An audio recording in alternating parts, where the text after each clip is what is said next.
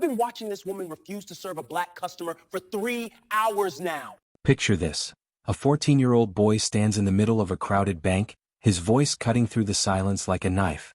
"Excuse me, everyone," he says loud enough for every person in that building to hear. "I've been watching this woman refuse to serve a customer for 3 hours now, and I think you all deserve to know why." The entire bank freezes. The woman behind counter 3, Diane Patterson, turns pale. And the quiet man who'd been waiting patiently in the corner, the one everyone had been ignoring, finally looks up with tears in his eyes. "But I'm getting ahead of myself. Let me take you back to where this all began, on a Tuesday morning that would change everything." The First National Bank of Riverside opened its doors at 9 a.m., just like it did every weekday. The marble floors gleamed under fluorescent lights, and the air smelled of paper and that peculiar scent of money that seems to cling to every financial institution. Behind counter 3 sat Diane Patterson, 47 years old, with perfectly coiffed blonde hair and a smile that never quite reached her eyes. She'd worked at this bank for 12 years, and in that time she'd developed a reputation. Some called her efficient. Others called her particular. But those who really knew, well, they had different words entirely. Diane took pride in her appearance. Her nails were always manicured, her makeup always flawless, her clothes always pressed. She believed in order, in structure, in things being exactly as they should be. And in her mind, there was a very specific way the world should work, a very specific type of person who deserved her best service. At 9:15, the first customer of the day walked through those heavy glass doors. His name was Theodore Lawson, though most people who bothered to know him called him Theo. He was a black man in his mid-30s, with gentle eyes and hands that moved in small, repetitive patterns when he was nervous. Theo had autism, and while he was perfectly capable of managing his own affairs, the world didn't always make it easy for him. Theo loved routine. Every Tuesday he came to the bank to deposit his paycheck from his job at the local library, where he organized books with a precision that amazed his co-workers. He always came at 9:15. He always went to counter 3 because it was the third counter, and 3 was his favorite number. And he always brought the same worn leather wallet his father had given him before he passed away. Today was supposed to be like any other Tuesday. But the moment Theo walked through those doors, something shifted in the air. Diane saw him coming, watched him approach her counter with his usual careful steps, and something cold settled into her expression. "Next, please," she called out, her eyes sliding right past Theo to look at the elderly white woman who just entered behind him. Theo stopped, confused. He'd been first. He was always first on Tuesdays. He looked at the number in his hand, the one the automated system had given him. Number 7. He looked up at the display above Diane's counter. Now serving, number 7. "Excuse me," Theo said softly, his words coming out carefully, the way they always did when he was processing something unexpected. "I have number 7. Diane's smile was ice. "I'm sorry, sir, but I'm helping this customer now." She gestured to the woman behind him, who looked uncomfortable but said nothing. Theo's hands began their pattern, thumb tapping against each finger in sequence. 1, 2, 3, 4. 1, 2, 3, 4. It was how he calmed himself, how he made sense of things that didn't make sense. "But I was here first," he said. "The number says 7. Sir, if you can't wait patiently, I'll have to ask you to step aside." In the corner of the bank, near the pamphlet display about retirement planning, sat a boy. His name was Isaiah Chin, and at 14 years old, he'd already learned more about injustice than most adults witness in a lifetime. Isaiah was biracial, his mother black, his father Chinese, and he'd spent his young life navigating spaces where he never quite fit into anyone's neat categories. He'd come to the bank with his grandmother, who was in the manager's office discussing a loan, and he'd been told to wait. Isaiah had a habit of watching people. Not in a creepy way, but in the way of someone who'd learned early that survival sometimes meant paying attention to the things others missed. And he was watching Diane Patterson very carefully. He watched as she served the elderly white woman with efficiency and warmth. He watched as a white businessman in his 50s approached counter 3 next, even though his number was 11, and Diane waved him forward with a smile. "I can help you right over here, sir." He watched as Theo stood to the side, his hands moving in their pattern, his face a mixture of confusion and hurt that Isaiah recognized all too well. By 10 o'clock, 5 more customers had been served at counter 3. All of them white. All of them called ahead of Theo, whose number 7 had long since passed. "This is ridiculous," Isaiah muttered under his breath. His grandmother always told him to pick his battles, to be smart about when and where he stood up. But watching this quiet man being erased, being made invisible in plain sight, Something burned in Isaiah's chest. At 10:30, a young white woman approached the bank, pushing a stroller. She didn't even have a number. She walked straight up to Diane's counter, and Diane's face lit up like she'd seen an old friend. "Oh honey, did you need help? Come right here, sweetheart. Don't worry about the line." That was when Theo's voice cracked. Not loudly. Not dramatically. Just a small sound that might have been a word or might have been a sob. He'd been standing there for over an hour, and his routine was broken. His safe, predictable Tuesday was shattered. And the worst part wasn't even the waiting. It was the knowing. On some level, Theo understood exactly why he was being ignored, and that understanding was crushing him. Isaiah stood up. He was tall for his age, lanky in the way of teenagers who haven't quite grown into their limbs yet. He wore a simple hoodie and jeans, his backpack slung over one shoulder. And he walked across that marble floor with his heart pounding so hard he could hear it in his ears. He didn't go to Diane's counter. Not yet. Instead he walked over to Theo. "Hey," Isaiah said gently. "Are you okay?" Theo looked at him, and Isaiah saw the tears threatening to spill over. "I don't understand," Theo said. "I came first. I always come first on Tuesdays. 3 is my number. But she won't help me." "I know," Isaiah said. "I've been watching. And it's not right." Did I do something wrong? That question broke something in Isaiah's heart. "No," he said firmly. "You didn't do anything wrong. She did." By 11 o'clock, Theo had been waiting for nearly 2 hours. Other customers had started to notice. Some looked uncomfortable. A few whispered among themselves. But no one said anything. That's how it works sometimes, isn't it? People see injustice happening right in front of them, and they look away because it's easier than getting involved. Because speaking up might be inconvenient. Because surely someone else will do something. Diane, for her part, seemed to be enjoying herself. Every time she looked over at Theo, still standing there, still waiting, a small smile played at the corners of her mouth. Power, even petty power, can be intoxicating. And she had the power here, or so she thought. A black woman in her 30s approached the line. She had number 15. Diane's smile vanished.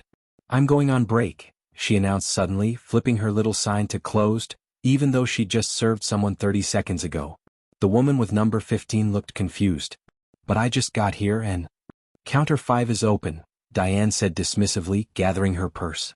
Isaiah had been sitting back down, trying to calm himself, trying to think of what to do.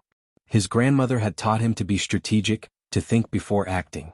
But watching Diane flip that sign, watching her dismiss another black customer without even the pretense of professionalism, something snapped.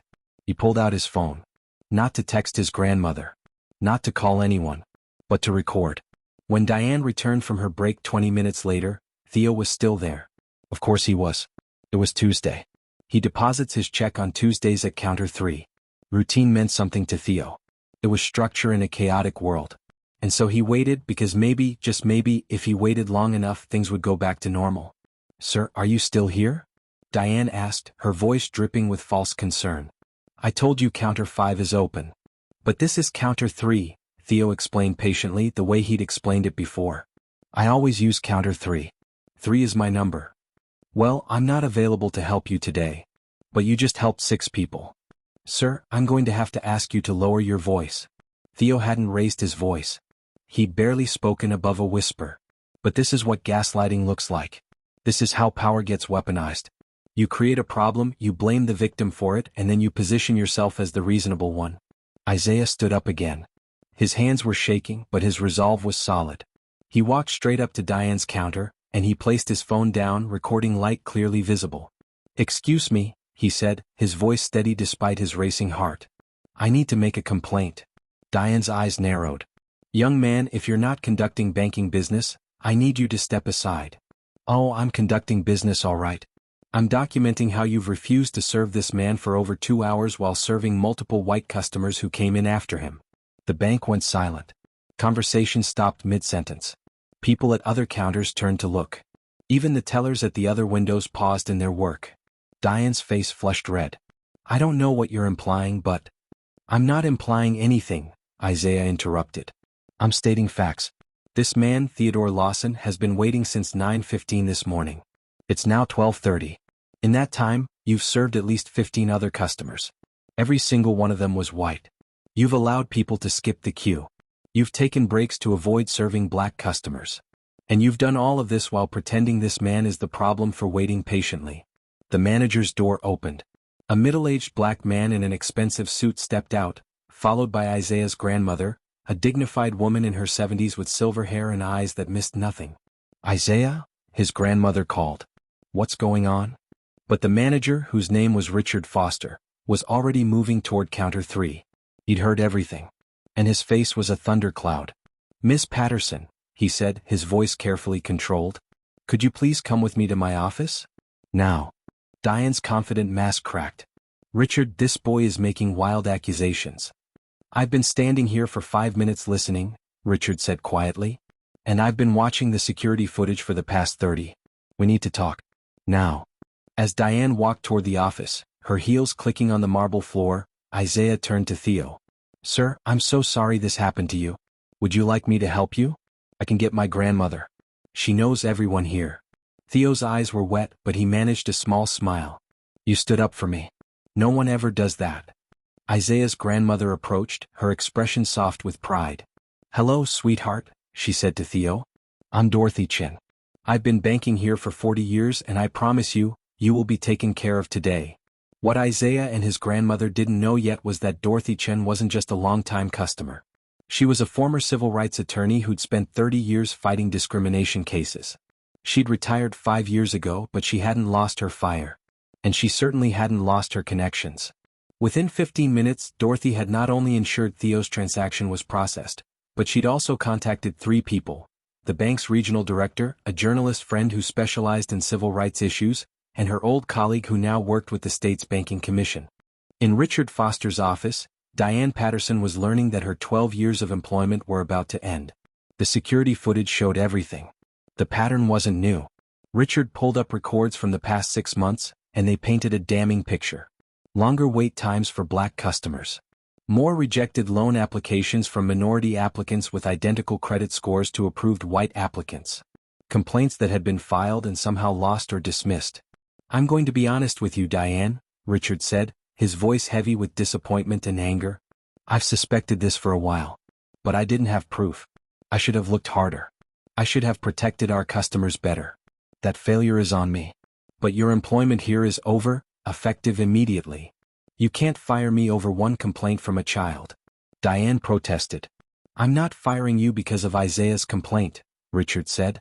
"I'm firing you because you've violated every principle this bank claims to stand for. Because you've created a hostile environment for our customers and likely our coworkers. And because what you've done isn't just wrong, it's illegal." Outside the office, something beautiful was happening. Isaiah had posted the video on social media. Not for views or likes, but because he wanted people to see what discrimination looked like in 2024. How it wasn't always burning crosses and slurs. Sometimes it was a polite smile and a, "Sir, counter 5 is open." Sometimes it was being made to wait while others who looked different were welcomed. The video went viral within hours. But more importantly, it reached the right people. People who'd experienced the same thing at the same bank and thought they were alone. People who'd been gaslit into believing their concerns weren't real. People who'd been too afraid to speak up. By 3 o'clock that afternoon, 12 more people had come forward with similar experiences at that bank branch. By 5 o'clock, the local news was outside with cameras. By 7 o'clock, the regional director was on a plane to Riverside with the bank's legal team and PR crisis management. But let me take you back to Isaiah and Theo because this is where the real story lives.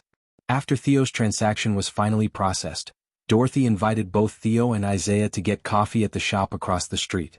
Theo was hesitant at first. Breaks in routine were hard.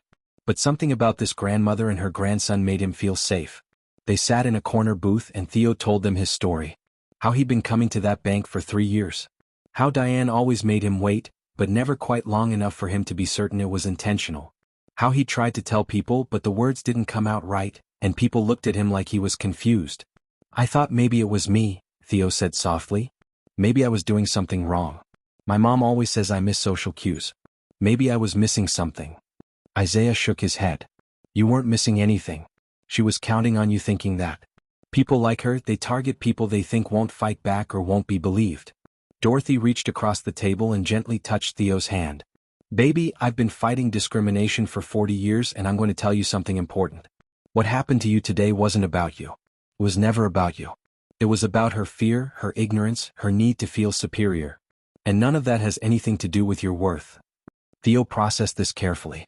The boy Isaiah, he saw me. He didn't have to say anything. No, I didn't, Isaiah agreed. But how could I not?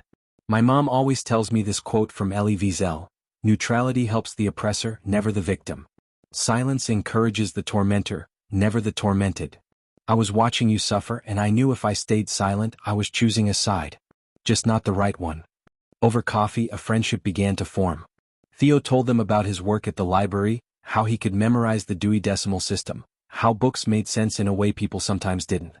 Isaiah told Theo about his school, how he was bullied for being biracial, how he didn't fit into the black kids group or the Asian kids group, how he'd learned to find his own space. Maybe that's our superpower, Isaiah said thoughtfully. Not fitting in. Because it means we see things differently. We notice when someone else doesn't fit in, when they're being pushed out. We recognize it. Dorothy listened to these two souls, decades apart in age but connected by their experiences of being othered, and she smiled. This was what the movement had been about all those years ago. Not just laws and policies, though those mattered. But moments like this. People seeing each other's humanity. People standing up. People refusing to accept cruelty as normal. The news coverage intensified over the next week. First National Bank issued a statement apologizing for Diane Patterson's behavior and announcing a full review of their policies and training procedures. They offered Theo compensation, which he donated to an autism advocacy organization. They implemented new oversight systems to monitor customer service patterns and flag potential discrimination. But perhaps more importantly, Isaiah's video sparked a national conversation. Other people started sharing their stories. Videos emerged from other banks, other businesses, other everyday situations where discrimination was subtle but devastating. The hashtag that emerged wasn't angry or vengeful. It was simple: I see you. People used it to share moments when someone stood up for them, when someone refused to let them be invisible, when someone said, I see what's happening and it's not okay. If you're loving this story and want to see more content about ordinary people doing extraordinary things, hit that subscribe button. These stories matter and they need to be told. 3 weeks after the incident, First National Bank invited Theo, Isaiah, and Dorothy to a town hall meeting. The regional director, a woman named Patricia Hernandez, stood before a room full of customers, employees, and community members. We failed, she said simply. We failed Theodore Lawson. We failed every customer who experienced discrimination at our branches. We failed our employees who tried to report concerns and were ignored. And we failed the communities we claimed to serve. It would have been easy to stop there, to offer apologies and move on. But Patricia had been doing her homework. She'd brought in external auditors. They'd found that the problem at Riverside wasn't isolated. 7 branches had similar patterns. Hundreds of customers had been impacted. So here's what we're doing, Patricia continued. First, we're implementing mandatory bias training for all employees, with regular refreshers and testing. Second, we're creating an independent oversight committee with community members to review complaints. Third, we're conducting a comprehensive audit of our lending and service practices, and we're committed to publishing the results. And fourth, we're establishing a fund to support financial literacy programs in underserved communities. A hand went up in the audience. It was a young black woman who'd seen Isaiah's video and come forward with her own experience. How do we know this isn't just PR? How do we know anything will actually change? Patricia nodded. You don't? Not yet. We have to earn that trust back through action, not words. That's why we're asking people like Dorothy Chin, who has no reason to give us a second chance, to serve on our oversight committee. That's why we're publishing metrics monthly. That's why we're tying executive bonuses to diversity and inclusion goals. And that's why we're here tonight, having this uncomfortable conversation, because we can't fix what we don't acknowledge. Isaiah stood up. Can I say something? Patricia gestured for him to continue. I'm 14, Isaiah said. I probably shouldn't have had to be the one to speak up. There were adults in that bank who saw what was happening. They knew it was wrong. But they didn't say anything because it was uncomfortable, or they didn't think it was their business, or they didn't want to make a scene. And I get it. Speaking up is scary. I was terrified. My hands were shaking so hard I almost dropped my phone. He paused, looking around the room. But here's what I learned. Silence isn't neutral. When you watch someone being treated badly and you don't say anything, you're choosing to let it continue. You're telling that person that their dignity isn't worth your discomfort. And I couldn't live with that. The room was completely silent. So I'm challenging everyone here, Isaiah continued. Next time you see someone being discriminated against, ask yourself, what would I want someone to do if it was me? And then do that thing. Even if it's scary. Even if it's uncomfortable. Because Theo deserved better than waiting 3 hours to be seen. Everyone deserves better than that. The applause started slowly, then built until the entire room was on their feet. But Isaiah wasn't finished. And I want to say something to Theo, if that's okay. Theo, who'd been sitting quietly in the front row, looked up surprised. You told me that day that no one ever stands up for you. But that's not true. You stand up for yourself every single day. You go out into a world that's not built for you, that doesn't always understand you, and you keep showing up. You keep being patient. You keep being kind. That's courage. That's strength. And if I helped you even a little bit, it's because you showed me what quiet bravery looks like. Theo stood up, walked over to Isaiah, and hugged him. It was brief because Theo wasn't comfortable with prolonged physical contact, but it was genuine. And there wasn't a dry eye in the room. The story could end there with the town hall and the policy changes and the viral video. But real life is more complicated than neat endings. Over the next 6 months, First National Bank did implement changes. Some stuck. Some didn't. The oversight committee Dorothy chaired found continued problems and called them out publicly. Some branches improved dramatically. Others resisted.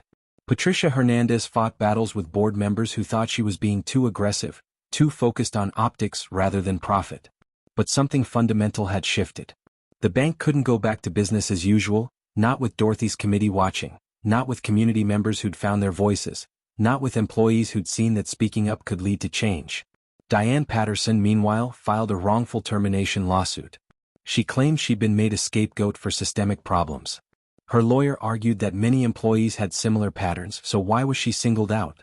The case was eventually settled out of court, terms undisclosed.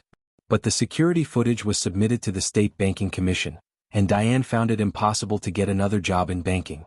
Some people might feel sorry for her. A career ended, a reputation destroyed.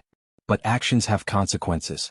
The dozens of customers she'd discriminated against, the opportunities she'd denied, the dignity she'd stripped away, those had consequences too. Consequences that people like Theo lived with every day. Theo kept going to the bank on Tuesdays. But he switched to counter 5, where a new teller named James greeted him by name and had his deposit slip ready. James had autism too, and he'd been hired as part of the bank's new neurodiversity initiative. Sometimes Theo and James would talk about their special interests. Theo loved library science. James loved meteorology. And once a month, they'd get coffee after Theo's transaction and discuss everything from cloud formations to the Dewey Decimal System. Isaiah's video ended up with over 10 million views. He got interview requests from news channels, speaking invitations from schools, messages from people around the world sharing their own stories.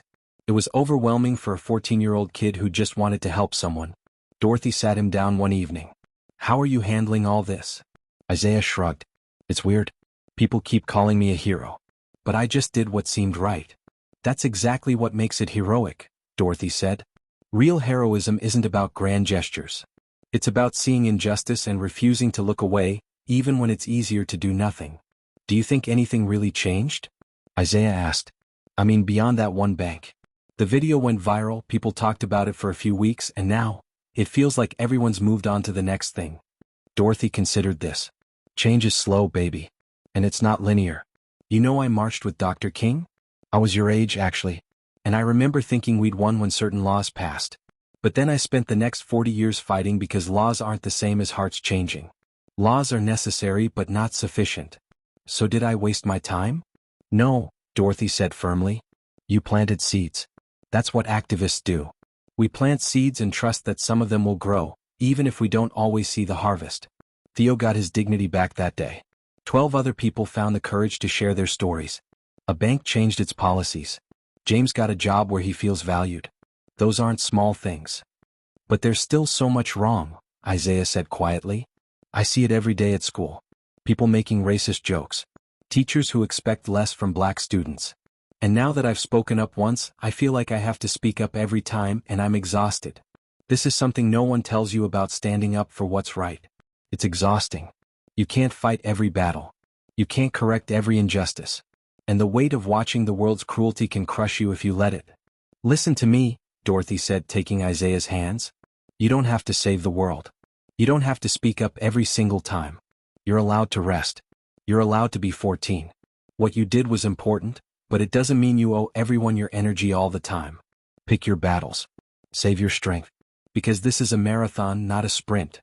As time passed, Isaiah learned to balance activism with self-care. He started a club at school called See Something, Say Something, where students could share experiences and support each other. It wasn't about grand gestures. Sometimes it was just being there when someone was being bullied. Sometimes it was correcting a teacher's assumption. Sometimes it was making space for someone who didn't have a voice. A year after the incident, Isaiah, Theo, and Dorothy met at their favorite coffee shop to mark the anniversary. They'd become an unlikely trio. Theo had taught Isaiah about the importance of routine and different ways of experiencing the world. Isaiah had shown Theo that standing up for yourself didn't always mean doing it alone. And Dorothy had given them both perspective, reminding them that their struggle was part of a longer story. "I've been thinking about something," Theo said carefully. "That day I was so focused on my routine being broken. I was upset because counter 3 was my counter and things weren't going the way they should. But I think I missed the bigger point." "What's that?" Isaiah asked. "The bigger point is that I deserve to be treated with respect regardless of which counter I used. The system was wrong. Diane was wrong. And I spent so much energy trying to fit into a system that was broken instead of demanding the system change." Dorothy smiled. "That's growth, baby. That's understanding that the problem was never you." "I still like counter 3 though," Theo added with a small smile. 3 is still my number. But now James is at counter 5, so I've learned that sometimes good things come in unexpected numbers." Isaiah laughed. "That might be the most profound thing I've heard all year." They talked about what they'd each learned. For Theo, it was that asking for help wasn't weakness. That accepting someone's support didn't mean he couldn't handle things himself. It meant building community. For Isaiah, it was that standing up didn't always look like confrontation. Sometimes it looked like sitting with someone, listening, bearing witness. For Dorothy, who'd been fighting for civil rights for 5 decades, watching these two young souls find each other had renewed her faith. "You know what gives me hope?" she said. "It's not the big moments. It's not the viral videos or the policy changes, though those matter. It's this. A black autistic man and a biracial teenager sitting in a coffee shop, talking about justice and friendship. It's the world I marched for. Not perfect but better. Not finished but moving." The question I want to leave you with is this. When was the last time you saw someone being treated unfairly and you chose to do something about it? Or maybe you've been the person waiting, hoping someone would notice, someone would care. Share your story in the comments below. Your voice matters. 6 months after that anniversary, Isaiah gave a TEDx talk at his school. He talked about that day in the bank, but more importantly, he talked about what came after. The exhaustion. The doubt. The wondering if he'd made a difference. And his conclusion was simple. "I don't know if I changed the world. But I know I changed Theo's day. And he changed mine. And maybe that's enough. Maybe that's how change happens. One person seeing another person. One person refusing to look away. One person saying, 'I see you and you matter.'" The talk went viral too, not with tens of millions of views, but with enough to matter.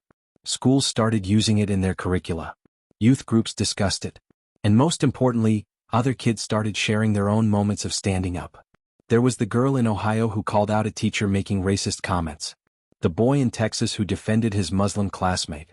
The teenager in Oregon who filmed a store security guard racially profiling customers. Each one cited Isaiah's example. Each one said they'd been scared, but they'd remembered that silence was a choice. This isn't to say everyone became an activist. Most people still looked away. Most people still chose comfort over confrontation. But there were enough people who didn't, enough people who remembered Isaiah's shaking hands and Theo's quiet dignity, enough people who decided that witnessing injustice demanded a response. Theo started speaking at autism advocacy events. He was terrified at first. Public speaking wasn't natural for him.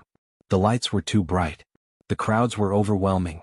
But he had something to say and people needed to hear it. "I want to talk about invisible discrimination," he'd say in his careful, deliberate way. "The kind that doesn't use slurs or violence. The kind that makes you wait. That makes you question yourself. That happens with a smile and polite words. Because that kind is insidious. It makes you think you're the problem." His speeches weren't polished. He sometimes paused for long moments while he found his words. He sometimes needed to stim to stay regulated. But his authenticity was powerful. Parents of autistic children would come up to him crying, thanking him for putting words to what their children experienced. Autistic adults would share their own stories of being dismissed, ignored, made invisible. And Theo would tell them all the same thing: you're not invisible. You deserve to be seen. And if people refuse to see you, find the people who will. Find your Isaiah. 3 years after the incident, First National Bank used Theo and Isaiah's story in a training video for new employees. They asked permission first and both agreed with one condition: the video had to be honest about what went wrong, not just what went right. The final video was powerful. It showed the security footage of Theo waiting, of customers being served ahead of him, of his growing distress. It showed Isaiah's confrontation. And then it showed the interviews with both of them talking about impact. When you refuse to serve someone, you're not just wasting their time, Theo explained in the video. You're telling them they don't matter. That they're less than. That their humanity is negotiable. And for someone like me who already struggles to navigate social situations, who already feels different, you're confirming their worst fears about themselves. Isaiah's part was equally direct. And when you see that happening and do nothing, you're complicit. You're choosing to uphold a system that dehumanizes people. I was 14. I was scared. But I was more scared of becoming the kind of person who watches suffering and does nothing. The video ended with a simple question: what kind of person will you choose to be? Every new employee at First National Bank watched that video. Some were moved. Some were defensive. Some rolled their eyes and thought it was corporate pandering. But they all watched it. And some of them, the ones who needed to see it most, let it change them. By the 5-year anniversary, the incident had faded from public consciousness. Other viral moments had replaced it. Other stories had captured attention. But for the people directly involved, those 3 hours in a bank had permanently altered their trajectories. Isaiah was in college now, studying social justice with a minor in digital media. He wanted to understand how to use technology for advocacy, how to make change sustainable beyond viral moments. He'd learned from his grandmother that being in it for the long haul meant building infrastructure, creating systems, not just responding to individual incidents. Theo had been promoted to head librarian at his branch. He'd also written a book about neurodivergent experiences and everyday discrimination, which had become required reading in several diversity and inclusion programs. He still went to the bank on Tuesdays, though he could do most of his banking online now. He went because James was there, because routine still mattered, because it was a reminder that spaces could change. Dorothy, now in her late 70s, had finally stepped down from the oversight committee. Her legacy was a template that other banks had adopted. A model for how to build actual accountability, not just performative diversity initiatives. She spent her days now writing her memoir, documenting 50 years of civil rights work, ensuring the next generation knew the battles that had been fought and the ones still remaining. And Diane Patterson? She'd moved to another state, changed careers, became a real estate agent. She never publicly acknowledged what she'd done. Never apologized. Some people don't change. Some people never see their own bias, their own cruelty. And that's a sad truth we have to live with. But here's what matters. She can't hurt people the way she hurt Theo anymore. The system that protected her, that enabled her, that looked the other way, that system was disrupted. Not destroyed, not completely reformed, but cracked open enough to let in light. The story of Isaiah, Theo, and Dorothy isn't about one heroic moment. It's about the ripple effects of choosing to see people. To refuse invisibility. To understand that every act of standing up, no matter how small it seems, adds to a larger movement toward justice. Let me tell you about those ripple effects because they're still happening today. Remember James, the teller who worked at Counter 5? He'd struggled to find employment for years before First National Bank's neurodiversity initiative. Most interviews ended the moment he disclosed his autism. But working alongside Theo, being in an environment that valued different ways of thinking, James flourished. He eventually became a trainer for the bank's neurodiversity program, teaching other branches how to recruit and support neurodivergent employees. Last year, James helped hire 17 neurodivergent individuals across 12 branches. 17 people who'd been told they weren't a good fit for customer-facing roles. 17 people who proved that diversity in thinking leads to better problem-solving, more creative solutions, and deeper customer connections. One of those 17 was a young woman named Kennedy who'd been fired from 3 jobs for being too direct with customers. At First National Bank, her directness was reframed as honesty and clarity. She became Employee of the Month twice in her first year. That's one ripple. Here's another. Remember the young black woman who asked Patricia Hernandez how they'd know the changes were real? Her name was Simone Rodriguez, and she'd been denied a small business loan despite having excellent credit and a solid business plan. After Isaiah's video went viral, after the audit, after the oversight committee reviewed her case, Simone was granted the loan she deserved. She opened a bakery in downtown Riverside that employed 15 people from the local community. 5 years later, she expanded to 3 locations. But it goes deeper than that. Simone made it her mission to help other minority business owners navigate the loan process. She partnered with Dorothy's old law firm to provide free consulting for people who'd been discriminated against by financial institutions. She helped 47 small businesses secure funding. Those businesses employed over 200 people. They revitalized neighborhoods. They kept wealth in communities that had been systematically drained. That's the thing about justice. When one person gets what they deserve, they often turn around and help others get what they deserve. It multiplies. The oversight committee Dorothy chaired became a model replicated in 6 other states. Banks that wanted to prove they were serious about equity adopted the framework. It wasn't perfect. There were still fights, still resistance, still people who viewed it as bureaucratic nonsense. But it was accountability where there had been none. It was a mechanism for communities to have power, not just complaints. In those 6 states, over 300 discrimination complaints were filed in the first 2 years. That might sound like failure, like things getting worse. But it wasn't. Those complaints had always existed. The discrimination had always been happening. Now there was finally a process to address it. Now there was finally someone listening. Of the 300 complaints, 247 resulted in policy changes, employee terminations, or financial remediation.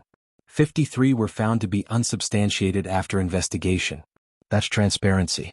That's how systems earn trust. Isaiah's See Something, Say Something club at his high school expanded to 37 schools across the state. Students created safe spaces to discuss discrimination, to support each other, to learn how to be effective allies. They organized workshops on bystander intervention. They partnered with local civil rights organizations. They registered young voters and educated them on candidates' track records on equity issues. In one school district, students from the club successfully lobbied for curriculum changes that included more diverse perspectives in literature and history classes. They didn't just complain about what was missing. They researched, they presented alternatives, they showed up to school board meetings month after month until the board listened. It took 2 years, but they won. That's how change happens. Not in viral moments, but in the unsexy, unglamorous work of showing up consistently. Of refusing to give up when the first answer is no. Of building coalitions and doing the homework. Isaiah learned this from his grandmother, who'd learned it from her mentors in the civil rights movement. The march is important, Dorothy would tell him. The speeches are important. But the real work happens in the meetings. In the strategy sessions. In the phone calls and the follow-ups and the refusing to let them forget about you. By the time Isaiah graduated high school, he testified before the state legislature twice. Once about discrimination in banking, and once about reforming school discipline policies that disproportionately punished black students. He was nervous both times. His voice shook. But he showed up. He told Theo's story. He told his own story. He reminded legislators that policy decisions affected real people, not just statistics. One of those legislators, a white woman in her 60s named Senator Patricia Owens, approached Isaiah after his testimony on school discipline. "Young man," she said, "I've been in this job for 12 years and I've heard a lot of testimony. Most of it fades from my memory the moment I leave the chamber. But I'm going to remember yours. You made me see something I'd been missing." Senator Owens became a champion for restorative justice practices in schools. She introduced legislation that reduced suspensions and expulsions for minor infractions, required implicit bias training for teachers and administrators, and funded counseling services instead of punitive measures. The bill faced fierce opposition. It took 3 years to pass. But when it finally did, suspension rates for black students dropped by 38% in the first year. 38%. That's thousands of kids who stayed in school instead of being pushed out. Thousands of kids who got counseling instead of punishment. Thousands of kids whose trajectories changed because a 14-year-old boy stood up in a bank, and that moment rippled outward until it reached the halls of government. You can't draw a straight line from Isaiah's phone recording to that legislation. Causality in social change is messy and complicated. But the connections are there. Isaiah's video changed the conversation. It gave people language for what they'd experienced. It created momentum. And that momentum, combined with decades of organizing that came before it, pushed the needle. Theo continued his speaking tour, but he also became an advocate in quieter ways. He started a support group for autistic adults navigating workplace discrimination. They met twice a month in the library where Theo worked. Sometimes 5 people showed up. Sometimes 20. They shared strategies for advocating for accommodations. They practiced scripts for difficult conversations. They reminded each other that needing support didn't mean weakness. One member of that group, a man named David, had been fired from his job after requesting noise-canceling headphones and flexible break times. With the group's support, David filed a complaint with the Equal Employment Opportunity Commission. The case took 18 months to resolve, but David won. He was reinstated with back pay, and his employer was required to implement disability accommodation training for all managers. David's victory encouraged others. Within 3 years, members of Theo's support group had filed 12 EOC complaints, won 9 of them, and secured policy changes at 7 different companies. They also supported each other through the emotional toll of fighting these battles. Because justice is exhausting, and sometimes you need people who understand that exhaustion, who can sit with you in it, who can remind you that you're not crazy for expecting to be treated fairly. Dorothy's memoir was published 6 months before her 80th birthday. She titled it Planted Seeds: 5 Decades of Fighting for What Matters. The book covered her early activism, her years as a civil rights attorney, and her work on the Bank Oversight Committee. But the chapter that resonated most with readers was about Isaiah and Theo. In 50 years of activism, she wrote, I've seen victories and defeats. I've seen laws passed and then undermined. I've seen progress and backlash in endless cycles. But I've also seen moments of profound human connection that remind me why we fight. The moment a 14-year-old boy decided that a stranger's dignity was worth risking his own comfort, that's why we fight. The moment that stranger learned he wasn't alone, that someone saw him and valued him, that's why we fight. Not for the viral moments or the headlines, but for the quiet affirmation that every person deserves to be treated with respect. The book became required reading in social justice programs at 3 universities. Dorothy donated all royalties to organizations supporting youth activists and neurodiversity advocacy. She did over 30 speaking engagements that year, despite her age and declining health. I have to, she told Isaiah when he worried she was overextending herself. Every time I tell your story, someone comes up to me afterward and says it gave them courage to speak up. How can I stop when there's still work to do? Dorothy passed away peacefully in her sleep 2 years later, at the age of 81. Her funeral was standing room only. Civil rights legends spoke. Former clients shared stories of how she'd changed their lives. But the eulogy that made everyone cry was Isaiah's. Grandma Dorothy taught me that activism isn't about being fearless, he said, his voice breaking. It's about being afraid and doing it anyway. She taught me that change is slow and frustrating and often feels impossible. But she also taught me that we don't get to give up because too many people sacrifice too much for us to have the freedoms we have today. And our job is to honor that sacrifice by continuing the work, by expanding the circle, by making sure the next generation has it a little bit better than we did. He paused, looking out at the crowd. Grandma always said she planted seeds. Well, I want everyone here to know that the seeds she planted are growing. They're growing in Theo's support group and James's training programs. They're growing in Simone's bakeries and the oversight committees across 6 states. They're growing in the students who joined See Something, Say Something, and the legislators who finally listened. They're growing in every person who learned from her example that ordinary people can do extraordinary things. Theo stood next to Isaiah at the funeral. He'd prepared remarks too, but when the moment came, the words wouldn't come. Too many people. Too much emotion. Too overwhelming.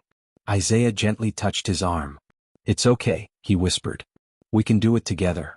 So they stood together, and Theo spoke in his careful, deliberate way while Isaiah stood beside him, a steady presence.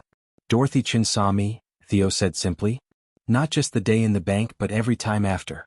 She saw me as a whole person. She believed my experiences mattered. She fought for me. Even when I couldn't fight for myself. And she taught me that I deserved to be seen, to be heard, to take up space. That's a gift I'll carry forever. After the funeral, the support group Theo ran decided to rename itself the Dorothy Chin Advocacy Circle. They expanded their mission beyond workplace discrimination to include housing, healthcare, education, any area where neurodivergent people faced barriers. They partnered with disability rights organizations. They testified at city council meetings. They created resources for parents and educators. 3 years after Dorothy's death, the Dorothy Chin Advocacy Circle successfully lobbied their city to become the first in the state to mandate sensory-friendly hours at all public facilities. Libraries, DMVs, community centers, even the courthouse had designated times with dimmed lights, reduced noise, and trained staff to support neurodivergent visitors. It was a small change that made a massive difference for people who'd been excluded from public spaces because they were too overwhelming. That policy spread to 4 other cities within 2 years. Then it became a statewide initiative. Then other states started paying attention. All because a support group that started with 5 people meeting in a library refused to accept that the world couldn't accommodate different sensory needs. Isaiah finished college and took a job with a nonprofit focused on digital activism. He helped organizations use social media strategically, not just for viral moments but for sustained advocacy. He taught workshops on ethical storytelling, on centering the voices of affected communities, on building movements that lasted beyond trending hashtags. But he also learned when to step back, when to let others lead, when his voice wasn't the one that needed to be heard. That was hard for someone who'd been celebrated as a hero at 14. There's a seduction to being the protagonist, to being the one everyone looks to for answers. But real solidarity means sometimes being a supporting character in someone else's story. Theo taught him that. "You stood up for me when no one else would," Theo told him once. "But the real gift was that you stood beside me afterward. You didn't make it about you. You didn't use my story to build your brand. You became my friend. That's rarer than you think." On the 10-year anniversary of the incident, First National Bank invited Isaiah and Theo back for a commemorative event. They'd erected a plaque in the lobby, in memory of Dorothy Chen, advocate for justice. In honor of all who refused to be silent in the face of discrimination. The current regional director, a black woman named Dr. Angela Morrison, spoke about the changes that had occurred over the decade. Some were impressive. Diversity in leadership positions had increased by 42%. Customer satisfaction scores from minority communities had risen significantly. The Oversight Committee had reviewed and resolved over 800 complaints. But Dr. Morrison was also honest about ongoing challenges. "We've made progress," she said. "But the work isn't finished. Bias doesn't disappear because we have policies. It adapts. It becomes more subtle. Our job is to remain vigilant, to keep listening, to keep evolving." After the ceremony, Isaiah and Theo walked through the bank together. Counter 3 was still there, though it was now staffed by a young Latinx man named Carlos. Counter 5, where James still worked, had a line of customers who specifically requested him because they knew he'd take the time to explain things thoroughly. "Do you ever think about how different things would be if I just stayed quiet that day?" Isaiah asked. Theo considered this. "I think about it sometimes. But then I remember that you didn't stay quiet. You made a choice. And that choice created possibilities that didn't exist before. I don't know if the world is fundamentally different because of what happened here. But my world is different. James's world is different. Everyone in our support group, their worlds are different. Maybe that's enough." "Grandma Dorothy would say it's more than enough," Isaiah said. "She'd say that changing one person's world is sacred work." They stood in the lobby looking at the plaque with Dorothy's name on it. And Isaiah remembered something his grandmother had told him during one of their last conversations. "Baby, you're going to spend your whole life fighting," she'd said. "There will be victories and defeats. There will be days when you think nothing's changed, when you want to give up, when the weight of injustice feels too heavy to carry. And on those days I want you to remember Theo. Remember his face when you stood up for him. Remember that you gave him back his dignity. Remember that small acts of courage ripple outward in ways we can't always see. That's how we win. Not through one grand gesture but through 10,000 small decisions to see people, to value people, to fight for people. That's the revolution. That's the dream." Isaiah had cried when she said that, knowing her time was running out, wanting to hold on to every word. And now, standing in this bank 10 years later, he finally understood what she meant. The revolution wasn't the viral video or the policy changes or the oversight committees, though those mattered. The revolution was Theo walking into a bank without fear. It was James having a job where he belonged. It was Kennedy being valued for her directness. It was Simone owning 3 successful bakeries. It was 17 neurodivergent employees thriving. It was 47 small businesses getting funded. It was thousands of students staying in school. It was sensory-friendly hours at public facilities. The revolution was every single person whose life was tangibly better because someone refused to look away from injustice. As Isaiah and Theo left the bank that day, they passed a young boy, maybe 13 or 14, sitting in the waiting area with his mother. The boy was watching the tellers carefully, the way Isaiah had watched all those years ago. The way observers watch, the way people who've learned to pay attention watch. Isaiah caught the boy's eye and smiled. And he thought, maybe someday this boy will see something wrong and choose to speak up. Maybe he'll remember that change is possible. Maybe he'll plant his own seeds. Or maybe he won't. Maybe he'll be one of the ones who looks away. That's the hard truth about justice work. You can't make people care. You can't force people to be brave. All you can do is plant seeds and trust that some of them will grow. But here's what Isaiah knew for certain, what 10 years of activism had taught him. The seeds Dorothy planted grew. The seeds he planted grew. And somewhere, in ways he'd never know, those plants were producing their own seeds, spreading further than he could imagine. That's how forests grow. One seed at a time. One person at a time. One moment of courage at a time. This is the story of a 14-year-old boy who stood up to a racist banker. But more than that, it's the story of what happens when we refuse to accept cruelty as normal. When we insist that every person deserves dignity. When we understand that our liberation is bound together, that none of us are free until all of us are free. It's the story of Isaiah and Theo and Dorothy and James and Simone and Kennedy and David and Senator Owens and Dr. Morrison and Carlos and thousands of people whose names you'll never know but whose lives intersected with this moment and were changed by it. It's the story of how 3 hours of discrimination became a decade of transformation. How one video became a movement.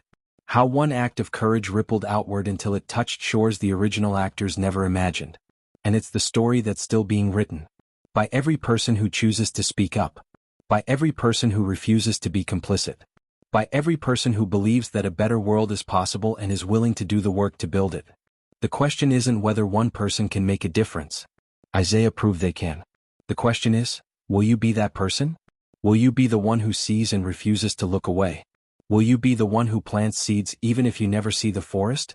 Because somewhere, right now, someone is waiting. Someone is being made invisible. Someone is hoping that another person will notice, will care, will stand up. Will you be there, Isaiah? That's the question this story asks. And the answer is up to you.